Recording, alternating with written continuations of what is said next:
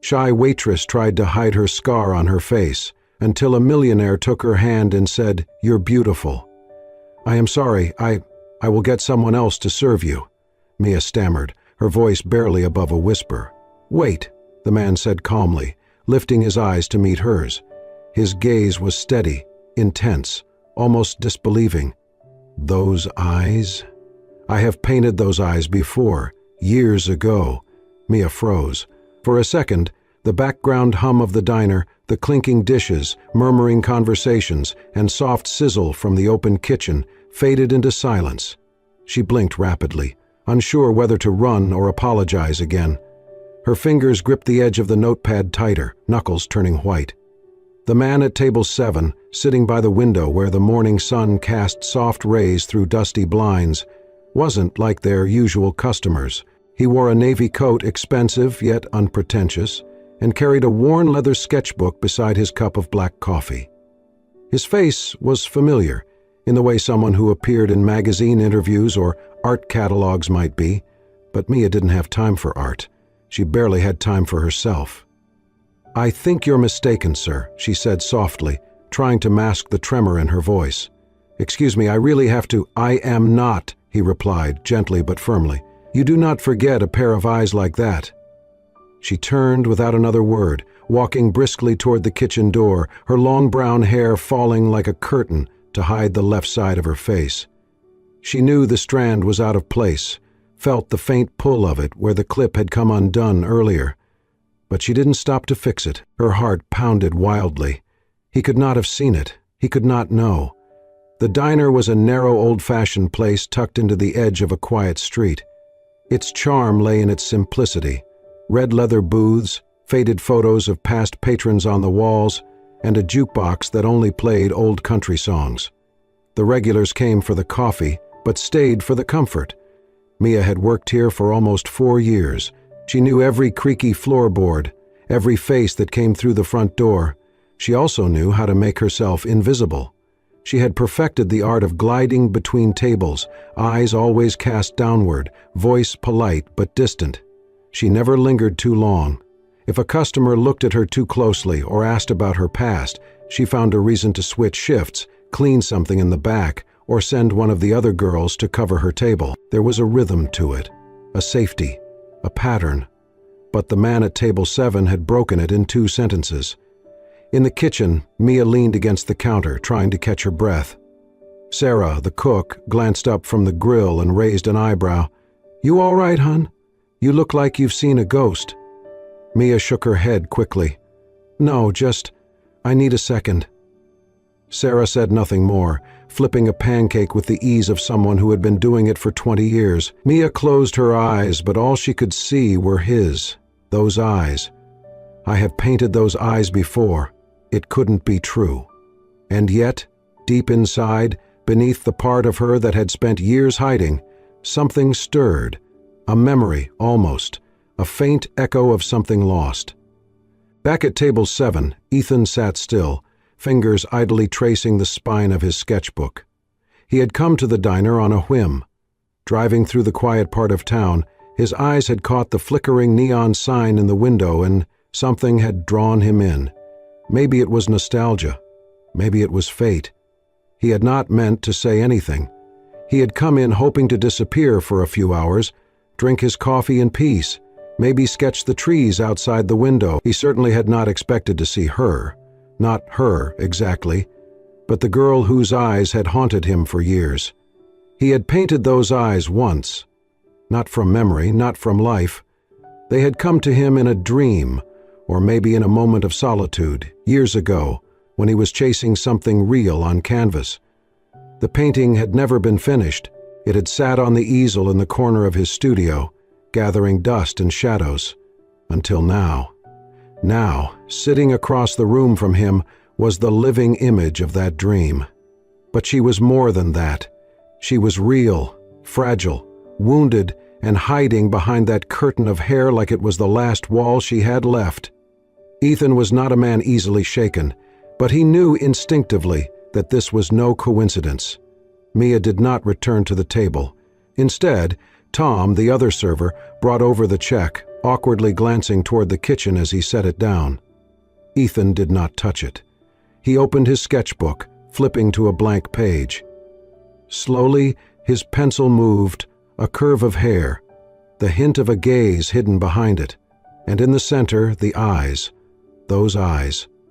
This time he would finish the painting. This time he would not let her disappear. Ethan stood in the center of his studio, the silence pressing in on him like fog. Sunlight filtered through tall windows, landing on the sheets that covered easels and half-finished canvases. The scent of old oil paint, varnish, and cedar hung in the air, a ghost of a life he had slowly stepped away from. 3 years. 3 years since he had picked up a brush with purpose, since he had truly seen something worth translating onto canvas. He moved slowly, almost reverently, toward the back wall. One large painting sat alone, hidden beneath a linen cloth, untouched by time. With a steady hand he peeled it away, revealing a face that had followed him in dreams, until today, when it followed him into reality. There she was. Not completely, not clearly, only the outline of her face and the full render of her eyes. The rest was lost in blurred strokes, muted colors, and unresolved lines, but the eyes were unmistakable. Wide, sad, deep, alive. Mia. He exhaled, almost a laugh, almost a breath of disbelief. "She's real," he whispered to the empty room. The studio had once been alive, assistants moving in and out, critics visiting, collectors calling. Now it stood like a museum, a place preserved in stillness. A soft knock came from the open doorway behind him. "Ethan?" It was Julian, his longtime assistant, friend, and the closest thing he had to family. "You're in here early." Ethan didn't turn. "Do you remember this piece?" Julian stepped closer and looked at the painting, eyebrows rising slightly. "The ghost girl? Yeah, how could I forget? You obsessed over those eyes for months and then, poof, you quit halfway through." "I did not quit. I just couldn't go on," Ethan replied, gaze fixed on the canvas. "I thought she wasn't real. I thought I had invented her." Julian crossed his arms. "And now?" "I saw her yesterday, at a diner off Willow Street. She served me coffee, tried to avoid me like the plague, but it's her, Julian. I would stake everything on it. Those eyes—" He trailed off, voice thickening. "They were not just a vision, they're hers." Julian didn't answer immediately. After a beat, he said, "So what now? Are you going to try to paint her again, after all this time?" Ethan slowly sat down on the nearby stool. "I have not painted a single piece in 3 years, not really. My last 10 exhibitions? They were all recycled from older works or minor revisions, and they still sold, because my name means something apparently, but I have felt nothing." Julian nodded slowly. He had seen the decline, known the spark was gone, but never dared to say it aloud. "Until yesterday," Ethan continued, "when she walked up to my table, trembling, hiding behind her hair, I felt, again, the need to capture something real, not for the gallery, not for the buyers, but for me." He stood and walked back toward the window, looking out over the city skyline. "I do not know her name. I do not know her story. But I know that whatever it is, it lives in those eyes. And if I never paint another thing in my life, I want to finish this." Julian studied him carefully. "So, what's your plan? Just show up again and stare at her until she runs off?" Ethan cracked a smile. "Not quite, but I am going back. Not for the coffee, not for the nostalgia. For her. And if she refuses to speak to you, then I will respect that," Ethan said softly. "But I have to try. Because if I let this go again, I might never pick up a brush again." He looked back at the canvas, at the eyes that once felt like fiction and now felt like fate. For the first time in years, Ethan felt the faintest tremble in his fingertips, the ache to create, to finish, to understand. He covered the painting gently, but his expression was no longer clouded. There was clarity now, a reason, a muse. Tomorrow he would return to the diner, and this time he would not let her slip away. The bell above the door gave a soft jingle as Ethan stepped into the diner again, just after the lunch rush. The place was quieter this time, with only a few scattered patrons hunched over half-empty plates and mugs of lukewarm coffee. The same familiar scent of grilled bacon and brewed coffee lingered in the air.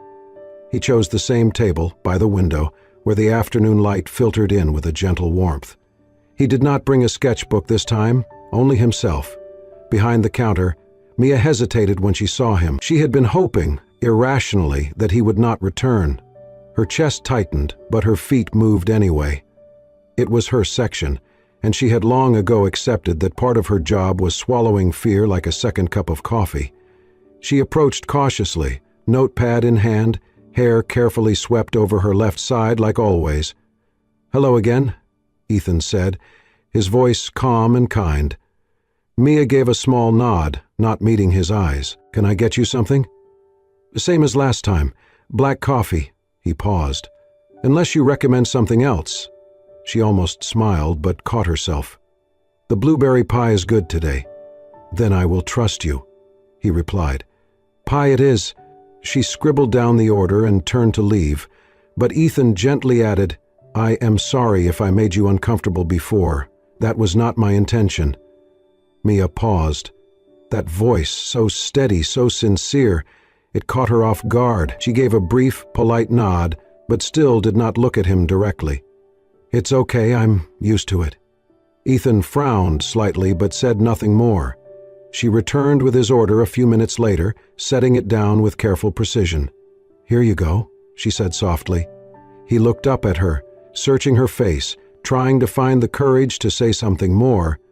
But then something unexpected happened. A gust of wind burst through the open window beside their table, swirling the paper napkins and rustling the sugar packets in their tray. The force of it caught Mia off guard. Her hair lifted with the sudden breeze, fluttering just enough to reveal what she had hidden so well. A pale, raised scar traced a line from her left temple down across her cheek, curving just below her cheekbone. It was not grotesque, but it was raw. A story etched into skin, and it was real. Everything in the diner seemed to pause. Mia's hand flew to her face, too late. She knew it was exposed, knew people had seen. A murmur rippled from a table behind them, someone whispering too loudly. Her breath caught in her throat, but before she could turn and flee, Ethan stood up. His movement was slow, measured. He stepped beside her, not looming, but present. He reached out, not to touch her scar, but to gently gather a strand of her hair that had fallen across her cheek. He tucked it back carefully, not to hide her, but simply to see her. "You do not need to hide," he said, voice steady and warm. "This beauty, it is not something everyone has. It is the kind you earn." Mia's eyes widened, a mix of shock and disbelief flickering within them. She opened her mouth, but no words came. The murmur in the diner stopped. People looked, but they did not stare. They saw something shift, something unspoken. A few looked away out of respect, others watched quietly, as if afraid to breathe and break the moment. Ethan stepped back, giving her space. "I am sorry if that was too forward," he added gently, "but I meant every word." Mia stood frozen for another second, then gave the smallest nod, her fingers still brushing her cheek as if confirming the scar was still there, and yet somehow lighter. She turned and walked back toward the kitchen, heart racing, breath shallow. But for the first time she did not feel like running. She did not feel shame, just something unfamiliar, rising quietly in her chest. Hope. The next morning the diner was quieter than usual. A slow drizzle blurred the view outside the window, painting the world in grays and soft reflections. Mia moved between tables with her usual quiet rhythm, her hair slightly pulled back but still guarding the left side of her face. She had not expected to see him again. Not after what happened yesterday. Yet part of her had secretly waited, listening for the bell above the door, stealing glances toward the window seat. At precisely 10:17 IEM, the bell rang. Ethan walked in without hesitation, carrying something wrapped in brown paper under his arm. His expression was gentle, resolute. He sat at the same table without looking around. He waited. Mia approached cautiously. Her heart pounded. She did not speak, only placed a menu before him. "I did not come for food," Ethan said softly. "I brought something for you." She blinked, confused. Slowly, deliberately, he unwrapped the brown paper and revealed a large sketch pad. The pages were slightly worn at the edges, the paper thick and textured. He opened it and turned it toward her. There, in delicate pencil strokes, was a face. Her face, or rather the beginning of it, soft outlines of her hair, the curve of her lips, but most vividly, those eyes. The same sorrowful, searching eyes she saw in the mirror every morning. It was her, drawn years before he had ever met her. Mia gasped, stepping back slightly. "What is this?" she whispered. Ethan held the sketchbook out, resting it gently on the table between them. "I started this years ago. I did not know who she was, just that I could not forget her. I never finished it. Couldn't. Something was missing. Until I met you." Mia stared at the image, her chest tightening. Her instinct was to flee, to deny it. But those eyes, they were hers, undeniably, not just in shape, but in the pain they carried, the hesitance, the guarded hope. She looked up at him, her voice barely audible. "Why would you draw me? You did not even know me." "I didn't," he admitted. "But I felt you, somehow. And now I know it's not just a face, it's a story. Your story." Mia took another step back, as if the table itself had become too intimate. The room felt smaller, the air thinner. Her hands trembled slightly. I need a moment," she said, turning away quickly. She rushed to the back of the diner, pushing open the door to the restroom and locking it behind her. Her reflection stared back from the mirror, eyes wide, breath quick, lips parted in shock. Why her? Why now? What kind of fate brought a man who saw her before he even knew her? She leaned over the sink, trying to steady herself, but her heart would not slow down. Out in the diner, Ethan waited. He did not follow. He did not look around for her. He simply reached into his coat pocket and pulled out a small envelope. Inside it, a single handwritten note. He placed it next to the sketchbook, packed it neatly with care, and stood to leave. The rain had picked up by the time he stepped outside. He paused only once, turning back toward the window where he had sat. Then he disappeared into the soft gray morning. A few minutes later, Mia returned. The booth was empty, but on the table, carefully placed, was the sketchbook. And beside it the note, "If you have ever felt alone, come find me. My gallery is at 14th and Brooks. I believe we can finish this together, not just the painting." She stared at the words for a long time. Her fingers brushed over the sketch once more. This was not just art. It was recognition, and maybe, just maybe, an invitation to something more. The gallery was quiet that Thursday afternoon, the kind of hush that settled only when no one else was around to disturb the air. Soft light filtered through tall windows, landing on white walls where paintings stood like silent witnesses to their creator's past. Ethan had just finished arranging a new piece near the corner display when the door creaked open. He turned, not expecting a visitor so late in the day. It was her. Mia stood just inside the entrance, soaked from the rain, her coat clinging to her frame, hair partially pinned back but still falling in front of her face like a veil. Her eyes, those unmistakable eyes, met his briefly before darting away. He said nothing, only walked over slowly and held out a clean towel from the reception counter. "Thank you," she whispered, taking it with trembling hands. He didn't ask why she had come. He didn't need to. He simply stepped aside and gestured toward the small sitting area near the back of the gallery. She followed him, each step hesitant, as though unsure the floor beneath her would hold. They sat across from each other in quiet. The gallery lights buzzed faintly above. Outside, the rain continued its rhythmic tapping against the windows. After a long pause, Mia finally spoke. "I wasn't going to come. I told myself 100 reasons not to, but your note, it wouldn't leave me." Ethan nodded slowly. "I'm glad you did." She stared at her hands. I thought if I ignored it, the ache would go away, but it didn't. You saw something in me that I've been trying to bury for years, and then you put it on paper? He remained still, letting her speak on her terms, not pushing, not pressing. I used to dance, she said finally.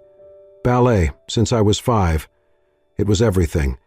I used to dream of stages, lights, motion.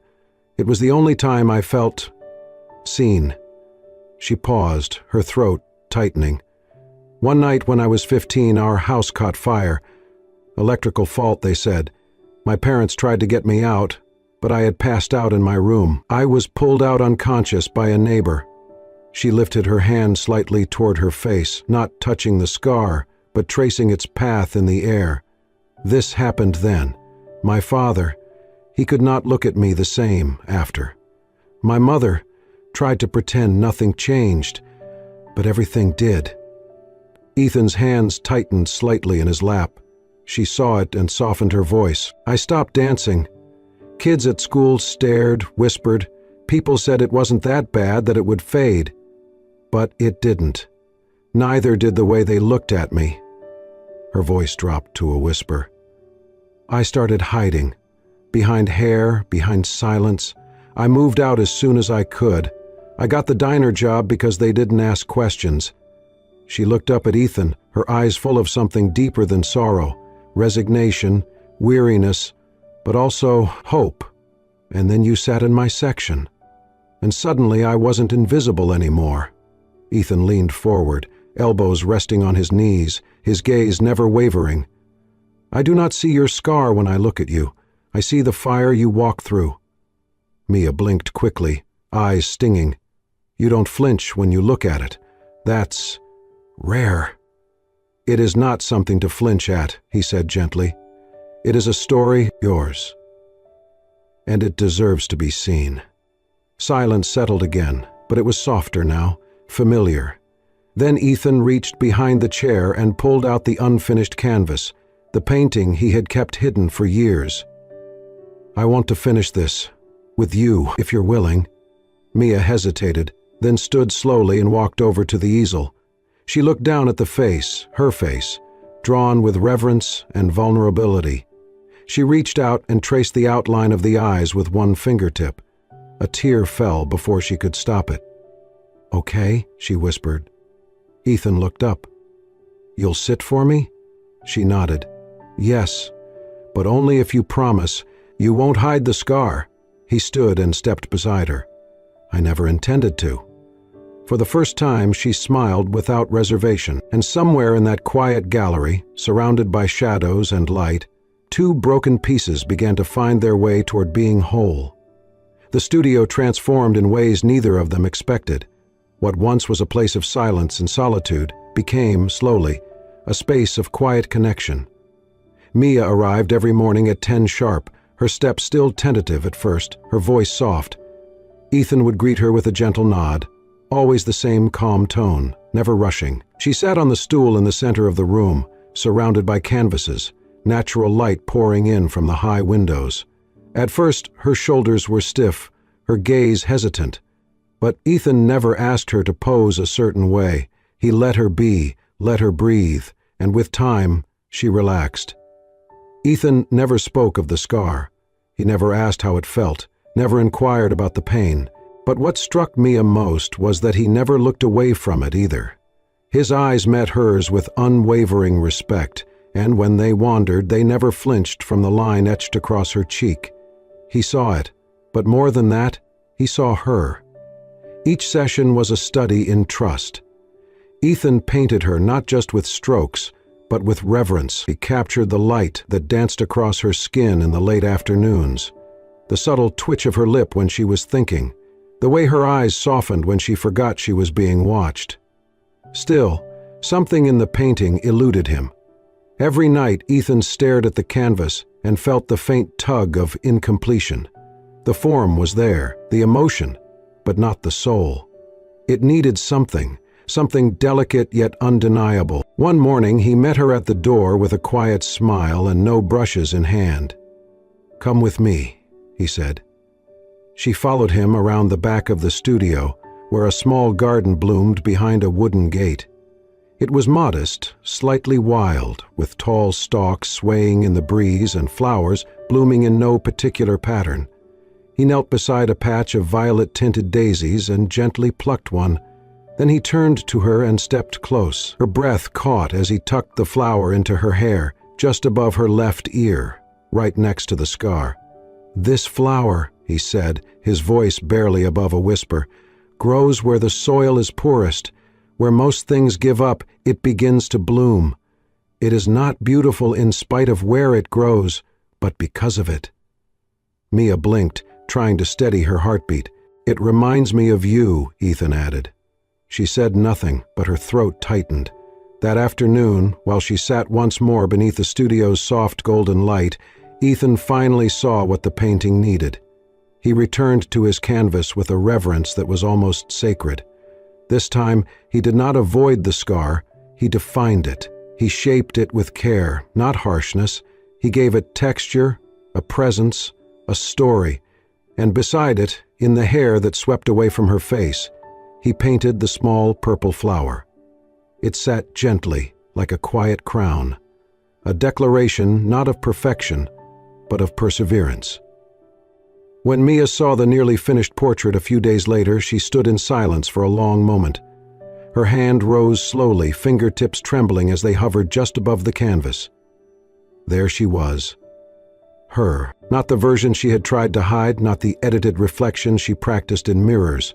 This was her truth, her scar, her eyes, her soul.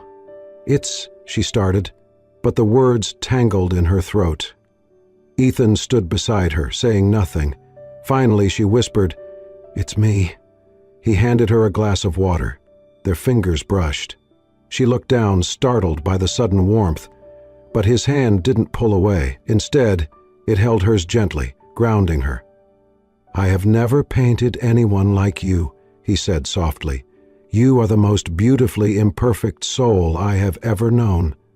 Her eyes lifted to his, and for the first time she did not look away. Her smile came slowly, hesitantly, but it was real, no veil, no shame, just Mia. And for Ethan, it was the most complete portrait he had ever seen. The invitation was simple, white cardstock, gold lettering, no flourish, just a name at the top in elegant script, the unfinished, beautiful.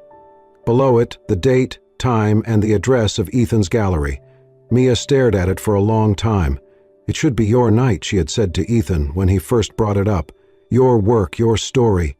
But Ethan had only smiled gently and replied, "It is our story, and that painting, it's not mine, it's yours. I just held the brush." At first she resisted. The thought of standing in front of strangers, letting them see not just her face but her scar, uncovered, unedited, terrified her. But Ethan's voice, quiet and unwavering, remained with her. "You are not hiding anymore, Mia. You are showing the world what beauty really looks like." And so, she agreed. The gallery glowed that evening. Warm lights washed the white walls in gold. Glasses of champagne clinked gently. Soft jazz played in the background, and guests murmured in admiration as they moved between paintings. Most were new works. Ethan's return to form had been nothing short of miraculous. Each piece was raw, emotional, deeply human. But none drew more attention than the one in the center. A single spotlight illumined it, Mia's portrait. It was not exaggerated, not polished.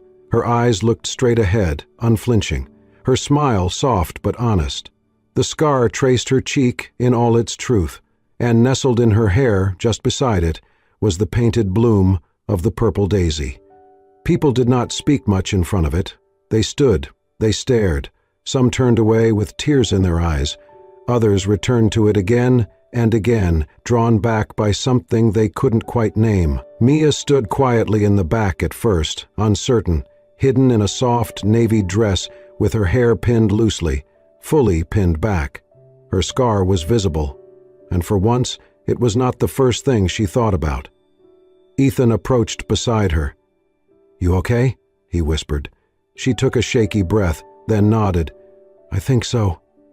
He touched her hand gently. You're not alone." Not long after, a small voice tugged at her awareness. "Excuse me, are you the lady in the painting?" Mia turned. A girl, no more than 10, stood there with her hand tightly held in her mother's. Her face bore a clear burn scar along one side, faded but present.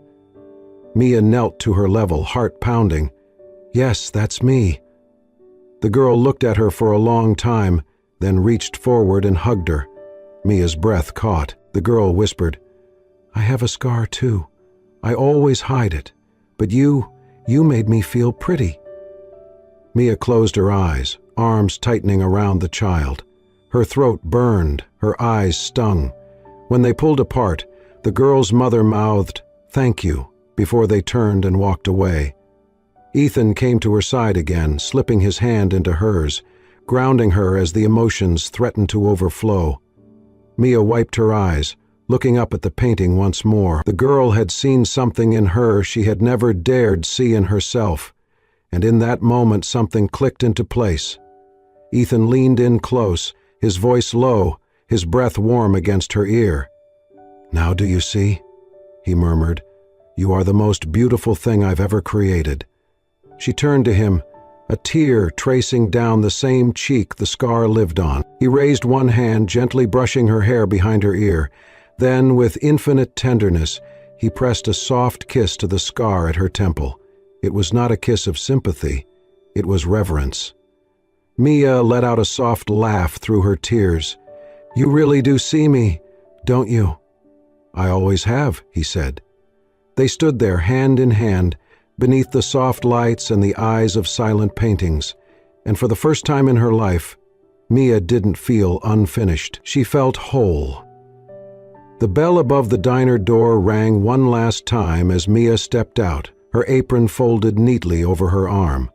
She had handed in her notice with a quiet smile, hugged Sarah goodbye, and even exchanged a few kind words with Tom. No fanfare, no dramatic exit. Just a quiet close to a chapter that no longer defined her. Outside, the sun bathed the street in late morning gold. Her hair, tied loosely in a high ponytail, danced with the breeze. For the first time in years, the left side of her face, scar and all, felt the warmth of the sun fully, and she did not flinch. Her steps were steady, each one forward, light, assured. It had been 2 weeks since the exhibition, since she had stood beneath her own portrait and watched strangers see her without judgment, some even with admiration, since a little girl with a burn mark had whispered the words that would live in Mia's heart forever. "You made me feel pretty." Mia never went back to hiding. She and Ethan never made a grand announcement. They did not post pictures or make declarations, but everyone in their circle knew. The way his eyes followed her in a room, the way her laughter rose brighter when he was near, the silent way they held hands while working side by side. Their love was not loud, it was real. Mia joined Ethan at the gallery soon after, not just as his muse, but as his partner. They launched a project called Canvas of Courage, a community program for burn survivors, amputees, and those with visible differences to express their stories through art. Mia helped them paint, helped them speak, helped them stand in front of others with their scars uncovered and their hearts wide open. She no longer avoided mirrors. She embraced them. She no longer pulled her hair down to shield her face.